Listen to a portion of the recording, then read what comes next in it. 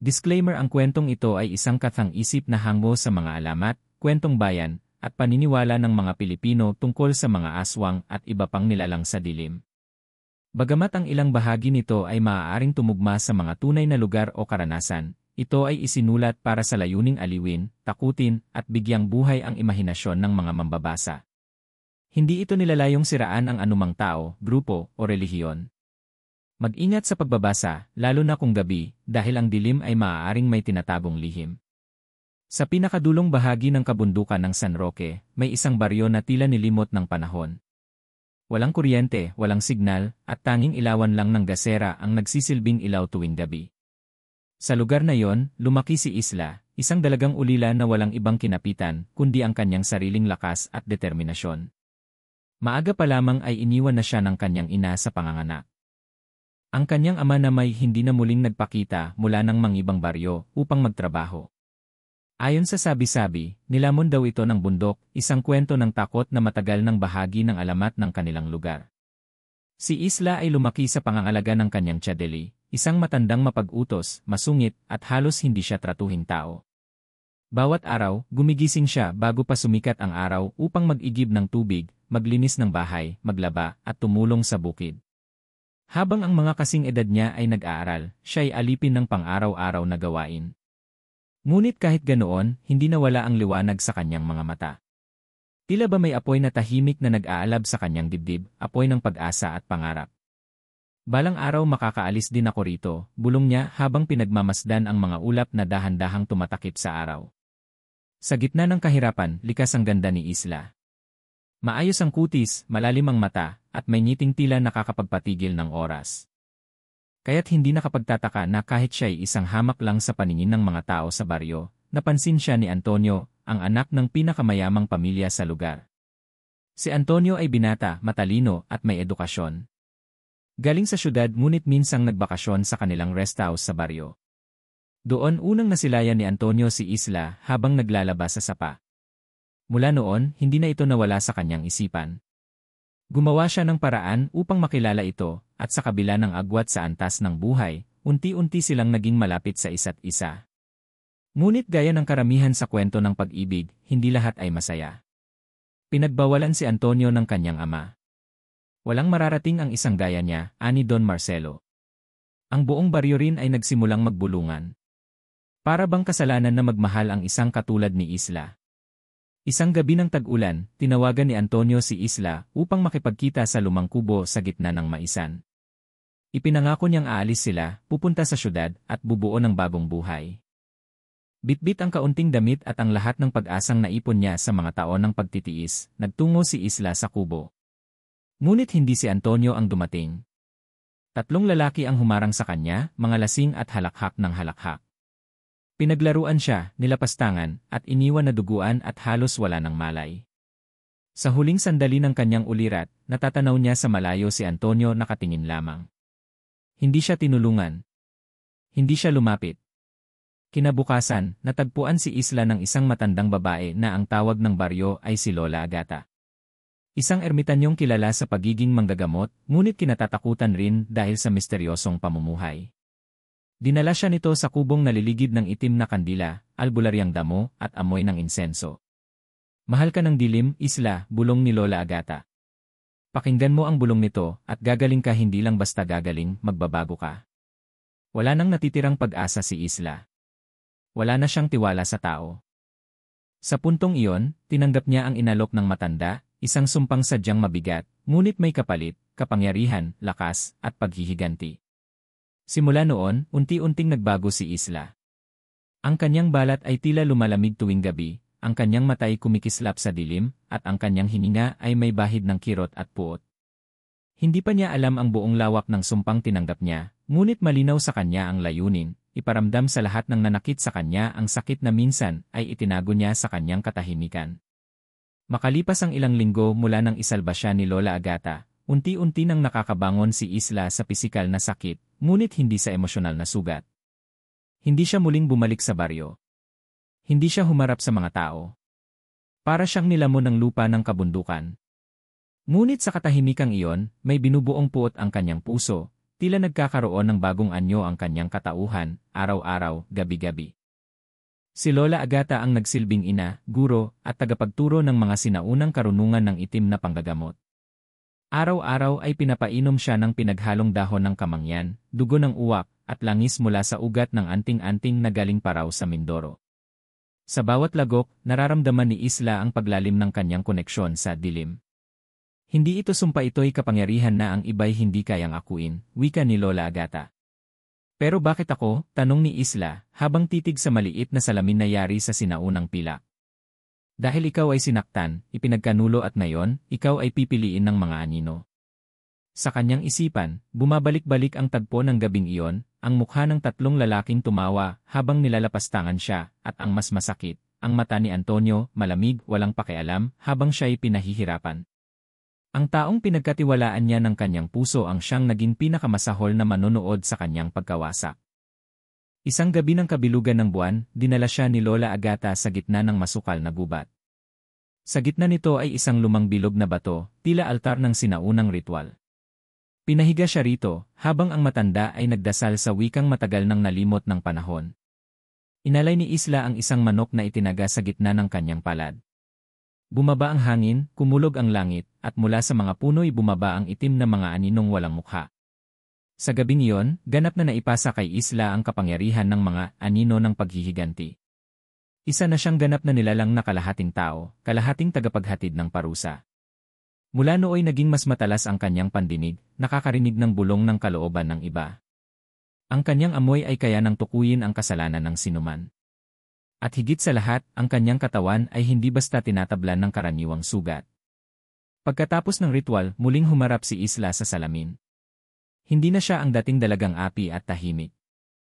Ang mga mata niya ay mas malalim, ang ngiti ay may lamig ng paghihiganti, at ang bawat galaw ay punong-puno ng layuning sirain ang mga sumira sa kanya. Nag-umpisa siya sa pinakamahina, si Ruben, isa sa mga lalaking nang abuso sa kanya. Isang gabing tahimik, habang pauwi ito galing sa sabungan, tinawag ni Isla ang kanyang pangalan mula sa madilim na damuhan. Hindi ito makapaniwala. Sa huli niyang balita, patay na si Isla. Ngunit ang kagandahan nito ay tila mas dumami, mas mapangakit, mas misteryoso. Isla! Buhay ka? Tanong ni Ruben, nanginginig. Buhay at nagbabalik, bulong ng babae, sabay haplos sa kanyang braso. Ngunit ang haplos ay tila apoy. Biglang nanigas ang katawan ni Ruben, hindi makagalaw. Ang kanyang mata ay unti-unting lumabo habang hinahaplos siya ni Isla pababa sa kanyang dibdib na biglang bumuka. Sa isang iglap, kinain ng dilim ang kanyang puso. Natagpuan na lang ang kanyang bangkay kinaumagahan, nakahandusay, nakanganga, walang puso. Muling nabuhay ang takot sa baryo. May halimaw, sigaw ng ilan. Pero walang makapagturo kung saan ito nagmula. Ang mga matatanday nagsimulang magsunog ng insenso, magbitbit ng bawang at asin, ngunit walang silbi ang mga ito sa nilalang na si Isla, sapagkat hindi na siya basta aswang. Isa siyang pinagpala ng dilim. Hindi pa natapos doon. Sumunod si Lando, ang isa pang sangkot sa krimen. Habang naliligo sa poso, may malamig na hangin ang dumaan. Akala niya'y ihip lang ng gabi hanggang sa makita niya si Isla sa salamin ng tubig. Sa takot, tumakbo siya papasok ng bahay. Ngunit sa bawat sulok ay naroon si Isla, parang hindi umaalis, parang walang hanggan. Sa huli, nahanap siya ng kanyang ina, nakaupo sa tabi ng poso, hawak ang kanyang sariling ulo. Sa kabila ng sunod-sunod na trahedya, nanatiling tahimik si Antonio. Wala siyang binanggit. Ngunit gabi-gabi siyang pinanaginipan si Isla, nakangiti, lumuluhan ng dugo, at sinasabing, darating din ako. Maging ang ama ni Antonio, si Don Marcelo, ay nagsimulang makaramdam ng matinding pangamba. Isang gabi ay napasigaw siya habang tulog, tinatawag ang pangalan ni Isla. Patawarin mo ako. Hindi ko alam. Paulit-ulit niyang sigaw hanggang sa siya'y atakihin sa puso. Natagpuan siyang patay kinabukasan, mata ay nakadilat, tila may nakita siyang hindi maipaliwanag. Ngunit hindi pa ito ang huling kabanata. Sapagkat si Antonio ang sentro ng lahat ng ito ang susunod na kaharapin ni Isla. Makalipas ang ilang linggo mula nang isalba siya ni Lola Agata, unti-unti nang nakakabangon si Isla sa pisikal na sakit, ngunit hindi sa emosyonal na sugat. Hindi siya muling bumalik sa baryo. Hindi siya humarap sa mga tao. Para siyang nilamon ng lupa ng kabundukan. Ngunit sa katahimikang iyon, may binubuong puot ang kanyang puso, tila nagkakaroon ng bagong anyo ang kanyang katauhan, araw-araw, gabi-gabi. Si Lola Agata ang nagsilbing ina, guro, at tagapagturo ng mga sinaunang karunungan ng itim na panggagamot. Araw-araw ay pinapainom siya ng pinaghalong dahon ng kamangyan, dugo ng uwak, at langis mula sa ugat ng anting-anting na galing paraw sa Mindoro. Sa bawat lagok, nararamdaman ni Isla ang paglalim ng kanyang koneksyon sa dilim. Hindi ito sumpa, ito'y kapangyarihan na ang iba'y hindi kayang akuin, wika ni Lola Agata. Pero bakit ako? Tanong ni Isla, habang titig sa maliit na salamin na yari sa sinaunang pilak. Dahil ikaw ay sinaktan, ipinagkanulo at ngayon, ikaw ay pipiliin ng mga anino. Sa kanyang isipan, bumabalik-balik ang tagpo ng gabing iyon, ang mukha ng tatlong lalaking tumawa habang nilalapastangan siya, at ang mas masakit, ang mata ni Antonio, malamig, walang pakialam, habang siya'y pinahihirapan. Ang taong pinagkatiwalaan niya ng kanyang puso ang siyang naging pinakamasahol na manonood sa kanyang pagkawasak. Isang gabi ng kabilugan ng buwan, dinala siya ni Lola Agata sa gitna ng masukal na gubat. Sa gitna nito ay isang lumang bilog na bato, tila altar ng sinaunang ritual. Pinahiga siya rito, habang ang matanda ay nagdasal sa wikang matagal nang nalimot ng panahon. Inalay ni Isla ang isang manok na itinaga sa gitna ng kanyang palad. Bumaba ang hangin, kumulog ang langit, at mula sa mga puno'y bumaba ang itim na mga aninong walang mukha. Sa gabing iyon, ganap na naipasa kay Isla ang kapangyarihan ng mga anino ng paghihiganti. Isa na siyang ganap na nilalang na kalahating tao, kalahating tagapaghatid ng parusa. Mula nooy naging mas matalas ang kanyang pandinig, nakakarinig ng bulong ng kalooban ng iba. Ang kanyang amoy ay kaya nang tukuyin ang kasalanan ng sinuman. At higit sa lahat, ang kanyang katawan ay hindi basta tinatablan ng karaniwang sugat. Pagkatapos ng ritual, muling humarap si Isla sa salamin. Hindi na siya ang dating dalagang api at tahimik. Ang mga mata niya ay mas malalim, ang ngiti ay may lamig ng paghihiganti, at ang bawat galaw ay punong-puno ng layuning sirain ang mga sumira sa kanya. Nag-umpisa siya sa pinakamahina, si Ruben, isa sa mga lalaking nang abuso sa kanya. Isang gabing tahimik, habang pauwi ito galing sa sabungan, tinawag ni Isla ang kanyang pangalan mula sa madilim na damuhan. Hindi ito makapaniwala. Sa huli niyang balita, patay na si Isla.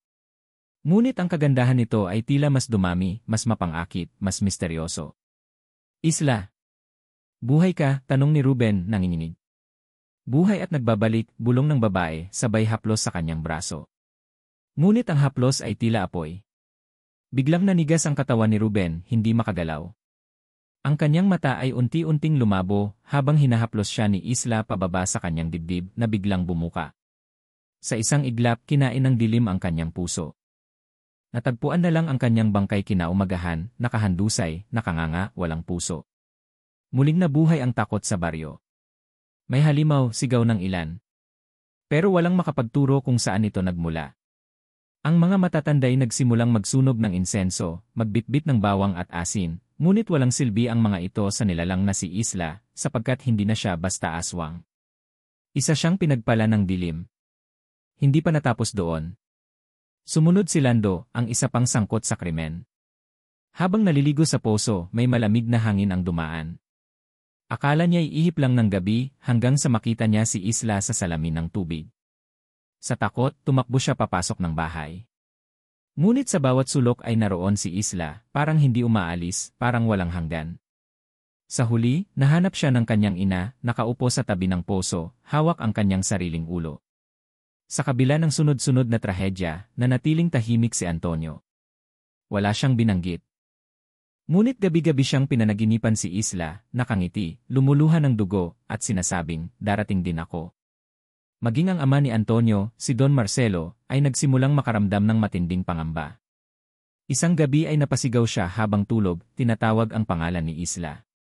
Patawarin mo ako. Hindi ko alam. Paulit-ulit niyang sigaw hanggang sa siya'y atakihin sa puso. Natagpuan siyang patay kinabukasan, mata ay nakadilat, tila may nakita siyang hindi maipaliwanag.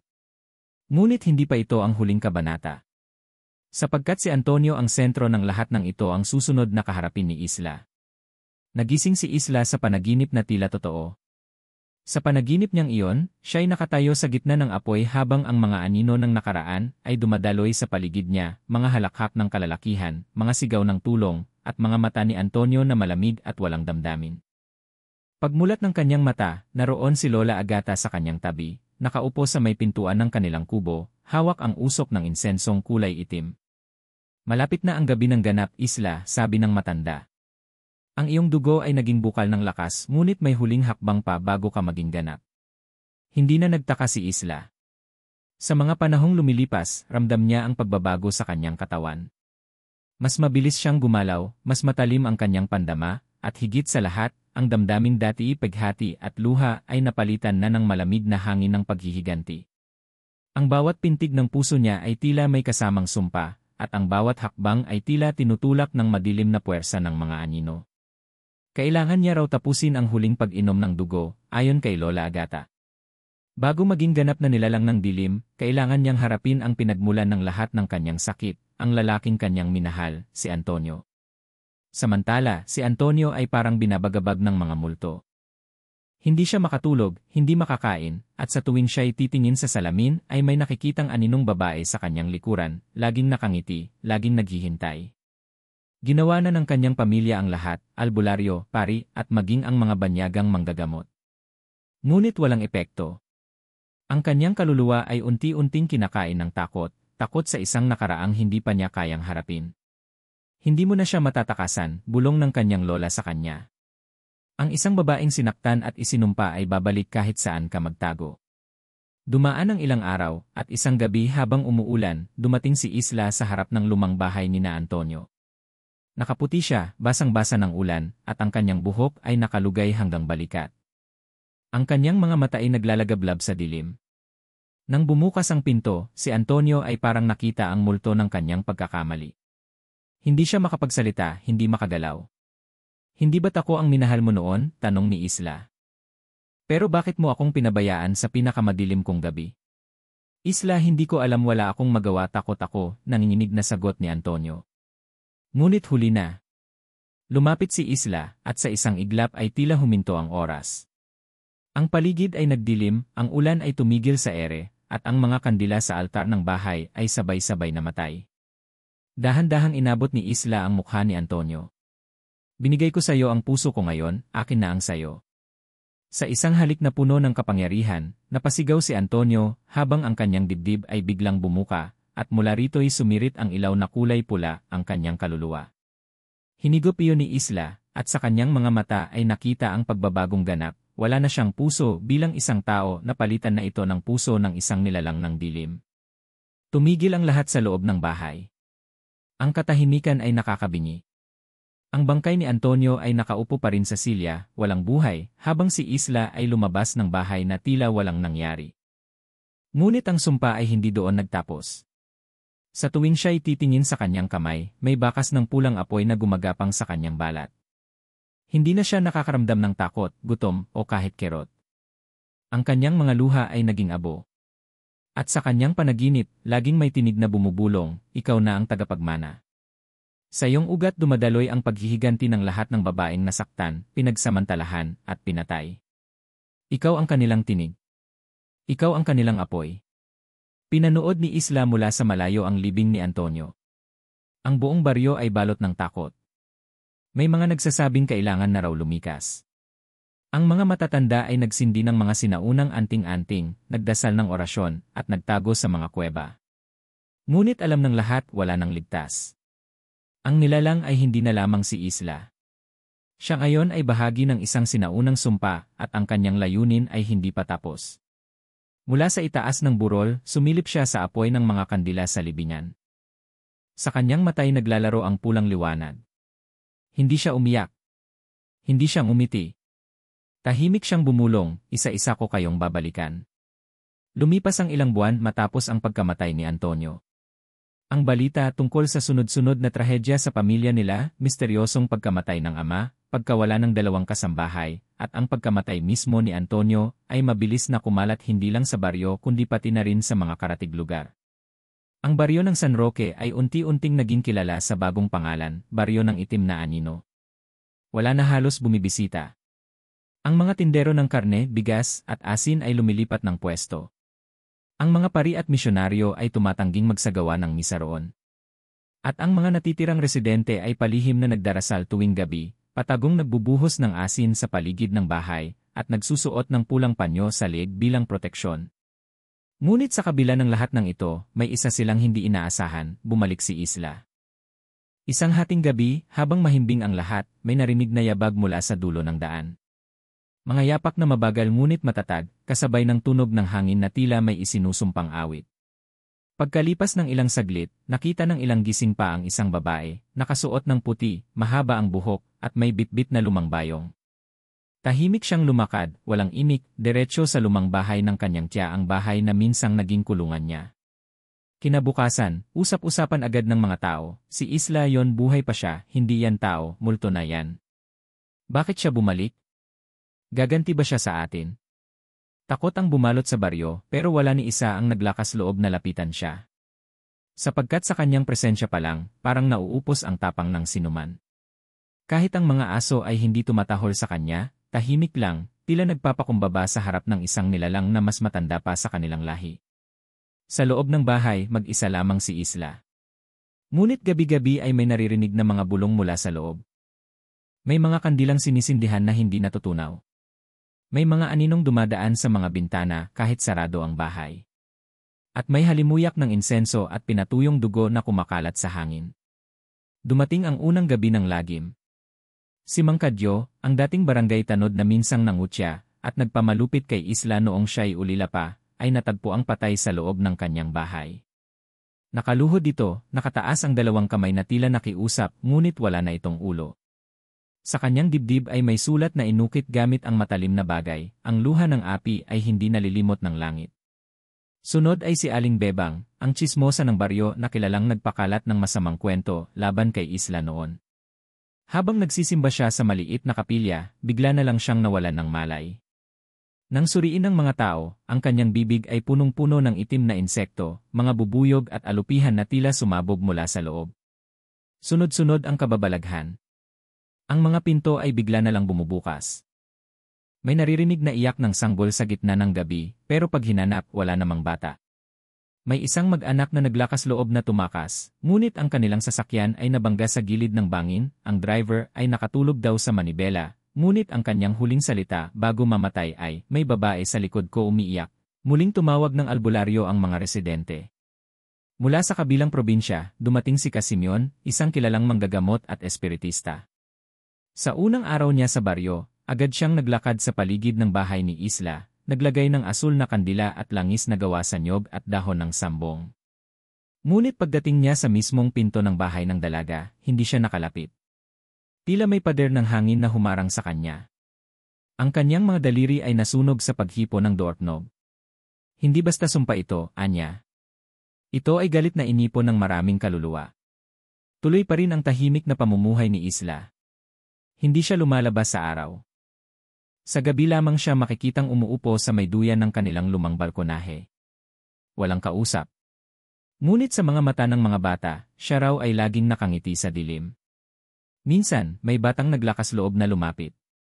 Isang batang inusig ng kanyang sariling ama, binugbog araw-araw, at pinakain ng tirang kanin na may amag.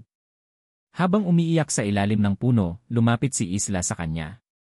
Walang salita, inabot niya ang kamay nito. Kinabukasan, natagpuan ng ama ng bata, patay sa kubo, nakagapos sa sariling kama, at sa kisam ay may nakasulat na mga salitang gawa sa dugo. Ang galit ng ina ay laging nagbabalik sa anak na minahal. Mula noon, ang ilang mga kabataan at babaeng inaapi ay tila lumalapit sa paligid ni Isla. Parang may puwersang humihila sa kanila sa kanyang presensya, hindi upang saktan, kundi upang protektahan. Ngunit kasabay nito, lalo namang lumalakas ang takot ng mga matatanda sa baryo. Ang dating dalagang inapi at pinagtawanan, ngayon ay pinapanginoon na, isang nilalang na hindi mo kayang harapin, isang multong may katawan at isang katawan na may puso ng apoy. Sa mga sumunod na araw, nagsimulang mabalot ng mas matinding pangamba ang baryo ng San Roque. Kung dati ang mga target lamang ng misteryosong paghihiganti ay ang mga may kasalanan kay Isla, ngayon ay tila wala nang pinipiling biktima. Maging ang mga inosente ay nadadamay na. Isang hapon, habang naglalaro sa palayan ang magkakapatid na sina Lira, Dodoy, at Andeng, biglang bumagsak ang langit at kumulog kahit wala namang ulan. Maya-maya nawala si Dodoy. Paghanap ng mga kapatid, natagpuan nila itong nakasabit sa puno ng balete, gulat ang mukha, nakanganga, at may marka ng kamay sa kanyang leg. Walang dahilan. Walang kasalanan ang bata. Pero bakit siya? Ang insidenteng ikinabigla ng lahat. Ang mga tao ay nagtungo sa bahay ni Isla, ngunit walang lumabas. Tahimik. Isinara nila ang kanilang mga tahanan sa gabi, pinuno ang paligid ng asin, nagsabit ng bawang at mga krus. Ngunit wala itong silbi. Sapagkat hindi na si Isla ang kanilang kaharap. Isa na siyang nilalang na hindi maikahon sa anuman, hindi basta aswang, hindi basta multo. Siya ay dalangin ng galit, hinagpis ng mga api, at paglalapat ng hustisyang hindi nakuha ng batas ng tao. Minsan, may mag-asawang bagong salta na hindi kilala ang kasaysayan ng baryo. Sila'y may anak na babae, 5 taong gulang. Isang gabi, narinig nila ang iyak ng bata mula sa labas ng bintana. Agad nila itong sinilip at nakita ang anak na tila kinakausap ang isang babae sa may puno. Nay, ang ganda po ni Ate Isla, sabi niya, tutulungan daw niya ako sa mga batang nambubuli sa akin. Kinabukasan, ang 3 batang nanakit sa bata ay natagpuang walang malay sa likod ng paaralan. Sa kanilang tiyan ay may nakaukit na mga salita, ang bawat iyak ng bata ay naririnig ng gabi. Ang mga ganitong pangyayari ay hindi na mabilang. May matandang lalaki na biglang nabulag habang nanonood ng telebisyon, siya pala ay dating may kaso ng pambubugbog sa kanyang asawa. May dalagang nagpakamatay dahil sa pang-aabuso ng kanyang ama, at kinabukasan, ang kanyang ama ay natagpuang nalunod sa batyan ng sariling dugo. Lahat ng ito ay tila may isang pirma, isang di nakikitang kamay ng parusa. Ang tanong ng lahat, bakit pati ang inosente ay nadadamay? Sa isang pagtitipon ng ilang matatandang residente sa simbahan, lumapit si Aling Conching, isang dating guro na kilala sa kabutihan. Hindi natin naintindihan ang galit ng nilalang na ito, anya. Ang galit, kapag hindi na kayang hawakan, ay sumasabog. Hindi na siya naghihiganti para sa sarili. Ginagawa na niya ito para sa lahat ng pinatahimik ng takot. Pero paano naman ang mga walang kasalanan, singit ni Martin? Hindi ba't hindi ito ang katarungan? Ito'y masamang espiritu na ang nagpapagalaw sa kanya. Baka, sagot ni Aling Conching, o baka lang tayo rin ang dahilan kung bakit siya naging ganito. Sa kabilang dako, si Isla ay mas lalong nilamon ng kapangyarihan. Hindi na niya nararamdaman ang pagod. Hindi na siya natutulog. Sa kanyang panaginip, hindi na niya nakikita ang kanyang dating sarili, ang simpleng dalagang nangarap lang ng pagmamahal. Ang tanging natitira sa kanyang alaala ay ang kirot ng pagkakanulo, ang halakhak ng kanyang mga kaaway, at ang pulang liwanag ng apoy na patuloy na sumusunog sa kanyang kaluluwa. Sa isa sa kanyang mga gabi ng paggala, napadaan siya sa tahanan ng isang matandang babaeng may sakit, si Lola Sean. Siya'y dating kumalinga kay Isla noong bata pa ito, tinuruan siyang maghabi ng banig, at palihim na binibigyan ng pagkain tuwing siya'y pinapalayas ng kanyang tiyadelay. Habang pinagmamasdan ni Isla ang naghihingalong matanda, lumapit ito. Hawak ang kamay ni Lola Sean, ibinulong niya, kayo po ang tanging liwanag sa dati kong dilim, patawad kung isa kayo sa matatamaan ng apoy na dala ko. At sa unang pagkakataon, dumaloy ang luha sa mga mata ni Isla. Ang kanyang kamay ay sumilay sa noo ni Lola Sean, at sa halip na kamatayan, isang banayad na liwanag ang lumabas. Kinabukasan, si Lola Sean ay gumaling mula sa kanyang sakit, at pinaniniwalaan ng marami na siya lang ang pinatawad ng nilalang. Subalit sa kabila ng bahid ng habag na yon, nanatili ang takot ng lahat. Isang gabi, pinatawag ng barangay ang albularyong si Casimyon. Wala na tayong magagawa kung hindi ang magsagawa ng pagsubok sa apoy, anya. Pinili nila ang 3 kabataang lalaki upang magsagawa ng ritual sa harap ng bahay ni Isla. Bitbit nila ang krus, langis, at sinaunang orasyon. Naglakad sila ng may tapang, ngunit sa mismong paglapit sa bakod ng lumang bahay, biglang dumilim ang langit. Isa-isang nagtilian ang mga tao. Ang 3 lalaki ay tumigil sa paglalakad, nakatayo, nanginginig, at isa sa kanila ay biglang sumigaw, tulong. May mga kamay sa ilalim ng lupa. Hinila sila pababa ng tila buhay na anino. Hindi na sila nakita pa. Ang gabi ay mas lalong tumindi. Wala nang ligtas. Maging ang mga taong walang direktang kinalaman ay nadadamay na.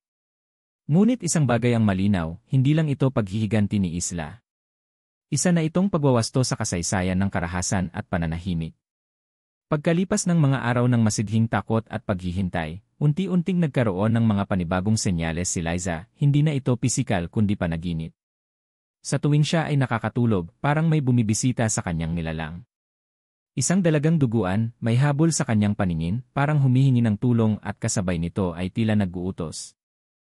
Ang mga panaginip ni Liza ay tila mas totoo pa kaysa sa realidad, naaamoy niya ang amoy ng usok, naririnig ang malalalim na pag-iyak, at nararamdaman ang matinding galit na tila hindi sa kanya nagmumula. Simula ng mga panaginip noong una, inakala ni Liza na bunga lamang ito ng kanyang trauma. Ngunit napansin ng kanyang ina na tuwing siya'y magigising, may marka ito sa balat, kalmot, pasa, at minsan ay tila kagat ng hayop. Minsan pa'y nagising siyang may hawak na putol na hibla ng buhok, hindi kanya, at hindi rin sa kanilang bahay galing. Pagkakakilanlan sa dalaga sa isa sa mga panaginip, narinig ni Liza ang pangalan, Isabela. At sa panaginip ding iyon, nakita niya kung paano sinumpa si Isabela ng matandang aswang, matapos itong tumangging magpakasal sa anak nito. Isang gabi, pinagtulungan si Isabela, pinarusahan, pinaso ng bawang ang kanyang balat at nilublob sa asupre. Sa huli, isinumpa siya ng matanda, sa iyong kamatayan, sa iyong luha, ang mundong ito'y daranas ng iyong paghihiganti. Doon naintindihan ni Liza, si Isabela ang laman ng kanyang panaginip. At sa paraang hindi niya maipaliwanag, tila siya ang piniling katawanan nito upang maisakatuparan ang iniwang panunumpa ng paghihiganti. Pagkakaapekto sa realidad mula noon, tuwing may masamang panaginip si Liza, may nangyayaring aksidente sa kanilang baryo. Minsang napanaginipan niyang kinakaladkad ng mga anino ang matandang si Manggorio, at kinabukasan, natagpuan itong patay sa balon, balot ng galos at sugat na parang kinayod ng mga kuko. Sa bawat gabi, tila isa-isang kinukuha ni Isabela ang mga sangkot sa kanyang kapalaran. At si Liza, hindi na niya alam kung siya'y pinapanood lang o siya mismo ang gumagawa nito habang tulog. Pakikipag-usap kay Lola Salve sa kanyang pagkalito, dumulog si Liza kay Lola Salve, isang albularya na malayo na sa baryo, kilala sa kanyang koneksyon sa mga espiritu. Agad na namutla si Lola Salve nang masilip ang aura ni Liza. Anak, ikaw ay may taglay na kaluluwang hindi nayo. Isa kang sisidlan at siya ay nananahan na sayo, ani ng matanda. Isinalarawan ni Lola Salve ang dalagang isinumpa ng gabi, isang uri ng espiritong puno ng galit, puot, at paghihiganti. Ang ganitong kaluluwa ay hindi basta natatahimik, kinakailangang matubos, maipaglaban, at mapatawad bago ito lumisan. Paglalim ng koneksyon dahil sa mga ritual na isinagawa ni Lola Salve, nakita ni Liza ang buong alaala ni Isabela, kung paano siya minahal, niloko, pinagtaksilan at sa huli ibinuwal ng mga taong takot sa kakaiba niyang lakas. Ang galit ay hindi lamang para sa mga nanakit, kundi sa mundong nagbulag sa kanyang katotohanan. Ngunit isang detalye ang nagpalinaw kay Liza. Ang huling imaheng nakita niya ay si Isabela na umiiyak, hindi dahil sa galit, kundi sa pagkabigo. Hindi ko ginusto ang lahat ng ito, gusto ko lang makalaya, anang espiritu. Pagpapasya ni Liza sa puntong ito, napagtanto ni Liza na hindi sapat na takasan si Isabela. Kailangan niyang harapin ito. Kung ang katawan niya ang nagsisilbing daan sa paghihiganti, marahil siya rin ang tanging makapipigil. Ngunit handa ba siyang sungin ang buong kwento? O magiging kasangkapan na lamang siya sa sunod-sunod pang kamatayan? Hindi na lamang ito kwento ng panaginip. Isa na itong misyong magwawakas lamang kapag nailantad na ang buong katotohanan at naibalik ang katarungan sa isang kaluluwang isinumpa.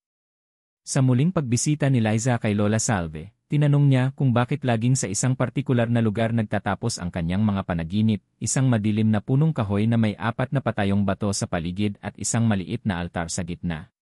Ayon kay Lola Salve, iyon ay ang dating sagradong lugar ng mga tagapangalaga ng Hiladyo, mga espiritu ng mga naaping nilalang na binigyang kapangyarihan ng kalikasan upang maghiganti. Paglalakbay sa gubat ng itim na bato gamit ang gabay ng mga naunang panaginip, sinamahan ni Liza si Mang Elias, ang kanyang tiyuhin, at ang 2 pang kabataang mapangahas patungong gubat. Ilang oras ang nilakbay nila, hanggang marating nila ang lugar na eksaktong kamukha ng nasa panaginip ni Liza, ang bantayog ng itim na bato. Ang 4 na bato ay may ukit, mga lumang simbolo, tila alibata, at mga mukha ng babae na parang umiiyak. Sa gitna ay may butas sa lupa, at mula roon ay lumalabas ang malamig na hangin kahit tirik ang araw. Ramdam nila ang kilabot, ngunit hindi sila umatras. Liza ay tila hinihigop ng enerhiya ng lugar. Pakiramdam niya ay ito ang pinagmumulan ng koneksyon niya kay Isabela. Pagbubunyag ni Lola Salve ng tunay na kasaysayan matapos ang kanilang pagbabalik, isiniwalat ni Lola Salve ang lihim na matagal nang tinatago ng mga matatanda sa kanilang baryo. Noong panahon ng mga Kastila, may isang grupo ng kababaihan na tinatawag na mga tagapagtanggol ng kadiliman. Hindi sila masasama, bagkus ay mga babae ng kalikasan, mga manggagamot, mang-aawit, at tagapangalaga ng espiritu. Ngunit pinaniwala ng simbahan ang mga tao na sila ay mga aswang. Isa sa kanila si Isabela. Si Isabela, ayon sa kasaysayan, ang huli sa lahi ng tagapangalaga. Noong masunog ang kanilang lugar at patayin ang karamihan sa kanila, siya lang ang nakaligtas. Ngunit hindi sa tagal. Pinahirapan siya ng mga takot at mapanghusga, at pinatay sa mismong altar kung saan siya dati nananalangin. Ang sumpa ng kadiliman bago siya bawian ng buhay, isinumpa ni Isabela ang 4 na pamilyang nanguna sa kanyang pagkawasak. Sa ikalawang henerasyon, babalik ako. At sa katawang walang muwang, dadaloy ang galit na isinarado ninyo sa lupain ito. At ganoon na nga ang nangyari. Ang 4 na pamilyang iyon ay ang kasalukuyang may-ari ng mga lupain sa baryo, kasama ang pamilya ni Liza. Pagbubungad ng katotohanan kay Liza, labis ang gulat ni Liza. Ang kanyang sariling lolo ay isa pala sa mga pinuno noon ng mga taong lumapastangan kay Isabela. Hindi lang siya basta piniling sisidlan, may dugo siya ng mga umusig, kaya mas matibay ang koneksyon. Ngunit sa kabila ng lahat, nararamdaman ni Liza na ayaw ni Isabela ng karahasan. Kailangan lang nitong mailabas ang sigaw ng hustisya at mailantad sa mga taga-baryo ang kasaysayang pilit ibinaon. Pagpapasya, altar ng katubusan, bumalik si Liza sa bantayog ng itim na bato isang gabi ng kabilugan ng buwan, dala ang larawan ni Isabela, luha, at handog mula sa kanyang sariling dugo. Ginawa niya ang seremonyang itinuro ni Lola Salve, hindi para palayasin si Isabela, kundi upang makausap siya ng harapan. Sa gitna ng seremonya, lumitaw si Isabela, hindi bilang mabangis na multo, kundi bilang isang dalagang malungkot, sugatan, at pagod. Hindi ko nais ang kamatayan ng mga inosente, gusto ko lang malaman nila ang totoo, ani niya. Pag-usbong ng kapatawaran sa puntong iyon, ibinaba ni Liza ang kandila at lumapit sa espiritu. Ako'y anak ng mga umusig sa iyo, pero hindi ako ang iyong kaaway. Ako ang magtatapos ng iyong panaghoy, bulong niya. Maya-maya, lumiwanag ang altar. Ang 4 na bato ay tila sumabog ng liwanag, at ang hangin ay lumamig ng marahan. Unti-unting naglaho si Isabela, hindi sa puot, kundi sa kapayapaan. Isang tahimik na umaga pagkagising ni Liza kinaumagahan, iba ang pakiramdam niya. Magaan, mas tahimik, at parang wala nang gumigising sa kanyang gabi. Sa unang pagkakataon, wala siyang napanaginipan. At sa unang pagkakataon din, naramdaman niyang hindi na siya nag-iisa, kundi naging daan siya ng isang hustisyang itinanggi ng panahon. Sa gitna ng tila paghilom ng sugat ng kanilang bayan, unti-unti nang nagiging normal ang takbo ng buhay sa Sitio Maligaya. Muli nang naririnig ang halakhakan ng mga bata sa mga lansangan, ang huni ng mga ibon sa umaga, at ang pagdaloy ng simpleng pamumuhay ng mga magsasaka. Ngunit sa ilalim ng katahimikang ito ay unti-unting sumusulpot ang mga palatandaan ng panibagong panganib. Ang panibagong albularya. Matapos ang kamatayan ni Aling Doray, ang pinakakilalang albularya noon, may isang batang babae na nagngangalang Lira ang lumitaw. Siya'y tahimik lamang noong mga nakaraang taon, ngunit lumabas na siya pala ay lihim na tinuruan ng matandang albularya bago pa man ito pumanaw. Sa edad na 17, si Lira ay may pambihirang kakayahang makakita ng mga espiritu, makausap ang mga nilalang ng kalikasan, at makagawa ng mga anting-anting na hindi pa nagagawa ng iba. Ngunit ang higit na nakabibigla ay ang kanyang kaugnayan sa dalagang isinumpa, si Isla, ang naging dalaga ng aswang. Napag-alaman ng mga matatanda sa sitio na si Lira ay apo sa tuhod ng kapatid ni Isla. Ibig sabihin, may dugong nag-ugnay sa kanila. Kaya't hindi na nakapagtataka kung bakit malakas ang kanyang pakiramdam at hilig sa mahiwaga. Mga alingasngas at panibagong senyales. Habang abala ang lahat sa pagbabalik ng normal na pamumuhay, unti-unti ring kumakalat ang mga alingasngas, muling may nawawalang mga hayop. May mga batang nilalagnat at nagsasalita ng mga banyagang salita habang tulog, at may mga babae raw na nakikitang lumilipad tuwing kabilugan ng buwan. Marami ang natatakot ngunit umaasa kay Lira.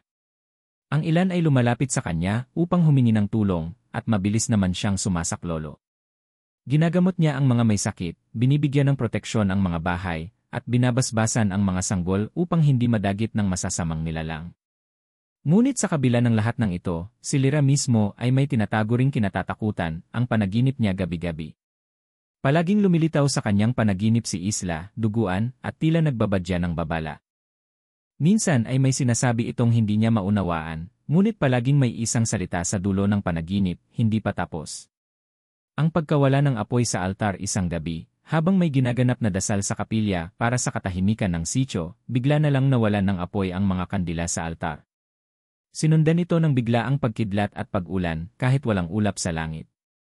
Nayanig ang buong kapilya at ang imahe ng Birheng Maria ay bahagyang gumalaw. Ang matanda sa barangay, si Lolo Ben, ay nagpahayag ng kanyang paniniwala, muling babalik ang sumpa. At sa pagkakataong ito, mas malakas, mas tuso, at mas mapanira. Lalong tumindi ang takot ng mga tao. Lira at ang mutyang isinumpa sa kanyang mga dasal at ritual, natuklasan ni Lira ang isang matandang anting-anting na nakabaon sa ilalim ng malaking puno sa likod ng kanilang bahay. Ayon sa mga lumang sulat ni Aling Doray, ito ay tinatawag na mutya ng apoy, na minsan ay ginamit ni Isla upang protektahan ang sarili laban sa mga aswang. Ngunit hindi ito isang karaniwang anting-anting, ang sinumang may hawak nito ay maaaring maging tagapagligtas o bagong kasangkapan ng dilim. Sa tuwing hinahawakan ni Lira ang mutya, nakakakita siya ng mga imaheng hindi niya maintindihan, mga mata ng mga nilalang sa dilim, mga tinig ng mga dalagang isinumpa, at ang mukhang tila sariling bersyon ni Isla, mas malupit, mas makapangyarihan. Pagsubok sa panibagong paniniwala ang simbahan at ang tradisyon ng Kristyanismo sa sitio ay nagsimulang malito sa mga nangyayari. Ang bagong pari, si Padre Martin, ay nagsabing ang paggamit ng mga mutya at orasyon ay isang anyo ng pagsamba sa kadiliman. Ngunit sinagot siya ni Lira, hindi lahat ng dilim ay masama. Minsan, sa dilim natin natatagpuan ang liwanag na hindi nakikita sa araw. Nahati ang sitio. Ang ilan ay sumunod sa simbahan. Ang ilan ay kay Lira. At sa pagitan ng paniniwala at takot, nagsimulang mabuo ang bagong bangungot. Muling pagsilang ng aswang isang gabi, may naitalang mas matinding insidente. Isang buong pamilya ang natagpuang wala ng buhay, at tila sinipsip ang kanilang dugo. Ang kanilang bahay ay may mga marka ng kuko sa bubong, at may amoy na katulad ng nabubulok na laman. Ang mga mata ng mga residente ay sabay-sabay na tumingin sa isa, kay Lira. Pero bago pa man siya masisi o saktan, bigla siyang nawala sa paningin ng lahat. Isang malakas na ihip ng hangin ang dumaan, at natunaw na parang abo ang kanyang iniwang mga gamit. Epilogo, ang diwa ng sumpa isang buwan matapos ang pagkawala ni Lira, isang batang lalaki ang ipinanganak na may kakaibang marka sa kanyang palad, hugis bituin at apoy. Ipinangalan siyang Isandro. At mula sa malayo, sa gilid ng kagubatan, may isang babaeng nakaputi ang nakatitig sa kanila. Sa kanyang mga mata, naroon pa rin ang hinagpis, ang galit at ang sumpang kailanman ay hindi pa lubos na napapawi.